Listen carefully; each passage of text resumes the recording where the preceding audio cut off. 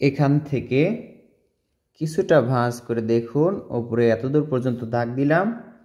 এরপর উপর দিকে এভাবে তুললাম, তোলার পর এটা ভাঁজ করলাম এবং নিচের দিকে নিয়ে আসলাম। এবার দেখুন এখানে কিছুটা গোল করে এতে দেখুন হালকা করে এভাবে শেপ করলাম। দুই পাশে দুইটা দাগ দিতে হবে। দেখুন এই বরাবর একটা দাগ দিলাম, এখান থেকে এই বরাবর একটা দাগ দিলাম। এই দাগটা একটু ভিতর দিকে যাবে, এই যে এই দাগটা ভিতর দিকে যাবে। এটা দেখুন প্লেন আঁকা আরো সহজ হয়ে যাবে। এখান থেকে আমরা একটা দাগ ভাঁজ করে এটার সাথে মিলে দিলাম। এই যে দেখতে পাচ্ছেন এখানে এভাবে একটা দাগ দিব এবং এখানে এভাবে একটা দাগ দিব।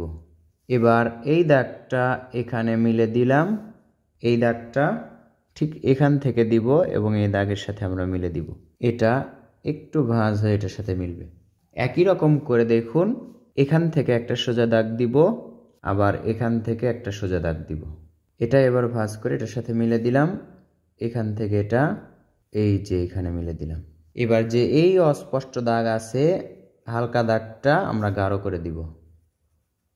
কঠিন মনে হলেও ভিডিওটি দেখে এইভাবে একবার চেষ্টা করুন, আশা করছি আপনিও আঁকতে পারবেন এবং আপনার জন্য সহজ হবে।